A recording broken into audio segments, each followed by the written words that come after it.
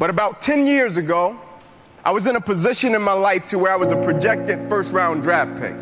Had been playing a game of football since I was 7 years old, and I was watching film one day in the University of Tennessee's football complex. And as I'm watching film on the California Bears, my defensive backs coach, a guy by the name of Larry Slade, he comes into the room and he says, "Inky, I got some great news for you." I said, "What is it?" He said, "Man, can you believe you're a projected first-round draft pick? Automatic multimillionaire. I got your paperwork back. I got your grade back from the NFL. The only thing you have to do is play football." I said, "The only thing I got to do is play football." He said, "The only thing you have to do is play football."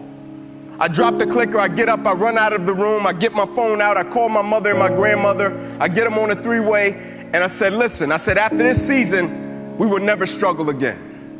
I said, "We would never miss another meal. We would never have to stand on the curb at Christmas and you all stand behind us and tell us you all just be grateful because we got robbed on Christmas Eve for the one pair of Nike shoes that I did have." I said, "We will never miss another meal again," because I grew up inner city Atlanta in a 2-bedroom home. There was 14 of us living there, and I used to sleep on the floor with roaches and rats, and I didn't sleep in a bed by myself until I went on my official visit to the University of Tennessee, and guys didn't understand why I didn't want to go out. And so you have a host when you go to college visits, and my host came up and he said, "Inky, we're going to have a big time." And I said, "What is it?" He said, "Man, we're going to go to a sorority party and we're going to go to a basketball game." And I said, "Man, if you don't mind, can you please take me to the Marriott?" He said, "Yeah, I'll take you. You want to go get changed?" I said, "Yeah, can you take me to the Marriott?" We pull up to the Marriott. I'm getting out of the car, and he says to me, he said, "Are you okay?" I said, "Yeah, I'm fine." He said, "Are you sick?" I said, "No, I'm not sick." He said, "You want to stay in the Marriott?" He said, "Man, listen, I don't know if you've ever been to a college sorority party, but I think you need to go. It gets pretty wild." I said, "No, I have no interest." I said, "See, what you don't understand, this is my first time sleeping in a bed by myself, and it's a king size at that." And I said, "Man, you guys got to go to college." All right? They said, "Inky, we don't know about that college." I said, "Yeah, you get your own king size bed." I thought, that was the route. But anyway, I start my junior season. I'm a highly touted NFL recruit, and I go out my first game, have a great game, interception, big hit. Everything is off to a great start. We get in the second game. We're playing against Air Force. Gets late in the game, about 2 minutes left in the game. And anybody that's ever watched a game of football, when you get 2 minutes left in the game is practically over unless you're playing against Tom Brady or Peyton Manning, right? And so the quarterback drops back, releases the ball down my sideline. A guy catches it. I go to hit him. And as soon as I hit him, it seemed as if every breath in my body left. My body went completely limp, stiffed up. I fall to the ground. As soon as I hit the ground, I blacked out. Never happened to me before. My eyes open. My teammates run over to me. They said, "Ink, get up. Let's rock. Let's go, man." I said, "I can't." They said, "What do you mean you can't? You always get up. Get up. We need you." I said, "I know, man, but I can't move." They said, "What do you mean you can't move?" I said, "There's a shock going from my neck to my toes. I can't feel anything." The shock eventually left. It stayed in my right arm and hand, and the doctor came out and they put me on the spine board, and as they were wheeling me off the field, we get to the ambulance, and my father is standing beside the ambulance, and I'm the type of person, I believe there's some good in every situation that we face. I believe if you train your mind to see the good in the situations that you don't like, that brings you discomfort, that brings you a certain level of opposition, I believe if you train your mind to see the good in it, it's easy to extract it. And so I say to my father as I'm lying on the spine board, I said, "Pops, I got him, right?" And he looked back at me. He said, "Yeah, you laid a nice lick on him, but I think you got the worst part of this one." And they put me in the ambulance. They said, "We're going to take you over to the hospital, run a couple tests. We'll bring you out. We'll tell you what's up." They take me in. They run the test. They bring me back into the room. And when they bring me back into the room, my mother comes in. She kisses me. She prays for me. And she says, "Son, you will be fine." And as she's going to walk out of the room, the doctor came in running from the opposite side. But as he was running, he was screaming. And he was running, he was screaming, he was saying, "Guys, get in here. We got to rush this kid back to emergency surgery. He's about to die." He said, "Yeah, I hate to tell you, but you ruptured a subclavian artery in your chest. You're bleeding internally. We got to rush you back, take the main vein out of your left leg, plug it into your chest in order to save your life." And the next morning when I woke up, my perspective had completely changed. I didn't think about if I was going to play Alabama the third Saturday in October. I didn't think about if I was going to play Florida the next week. Instead, with the situation, it was a heavy level of conviction attached to it. Even though people were coming in to check and see how I was doing, I was thinking about my legacy and I was thinking about my life in a manner of such, when people speak about you one day, well, the only thing they say about you is, "Man, that guy was an amazing athlete." Like one day when I'm blessed to have a family, and now I do, but I thought about my life and I said, if this is the only thing that people would talk about you, football?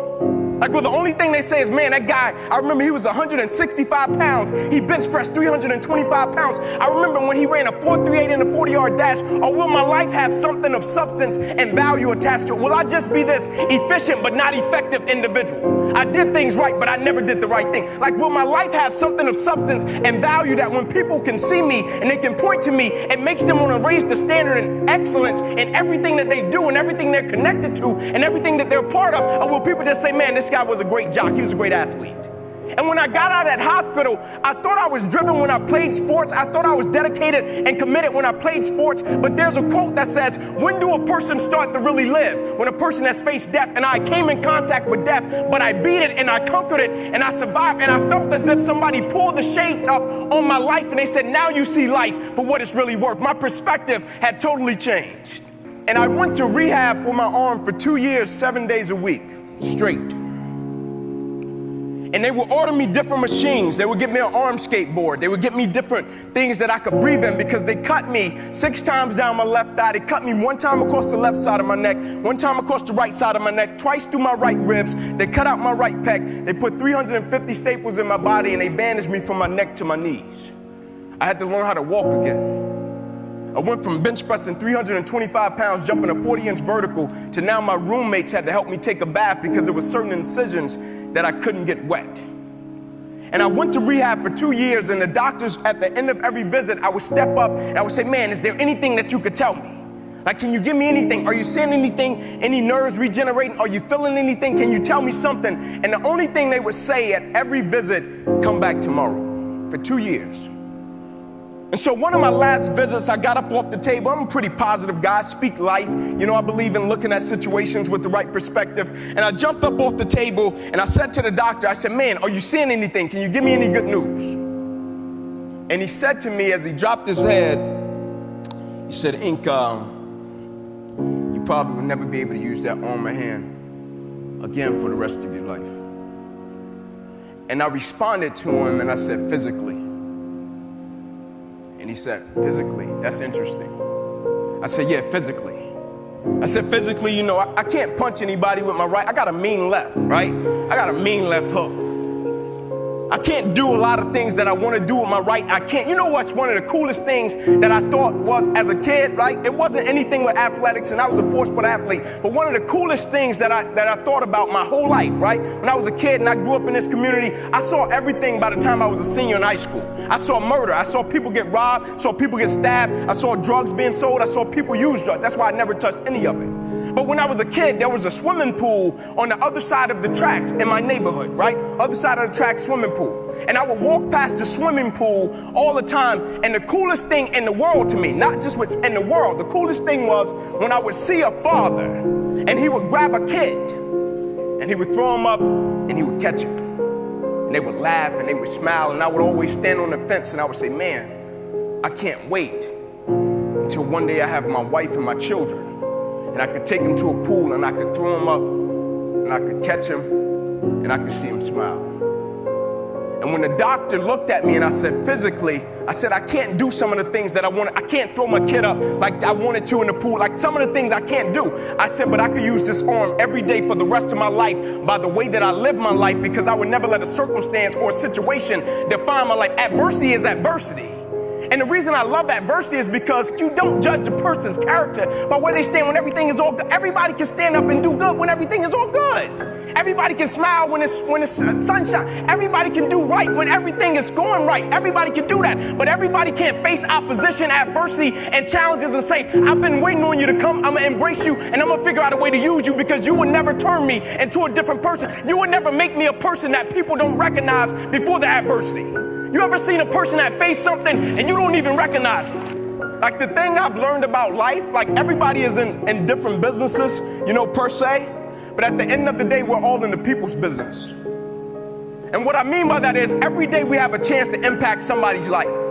right? And I firmly believe with the things we're part of and the things we do, we all have to have a purpose that's a lot greater than ourselves. So when we hit things that we don't understand and that brings us a certain level of discomfort and that hurts us and we just can't pull the grips on it, when we have to encounter things like that, we have to step back and we have to figure out, how can I use it? And a lot of times as people, like naturally people are selfish, right? And what I mean by that is they approach situations and they say, what can I extract from this situation and how can it benefit me? But the moment an individual shifts their perspective and shift their mentality and shift their attitude from me to we, that is the moment an individual becomes literally dangerous.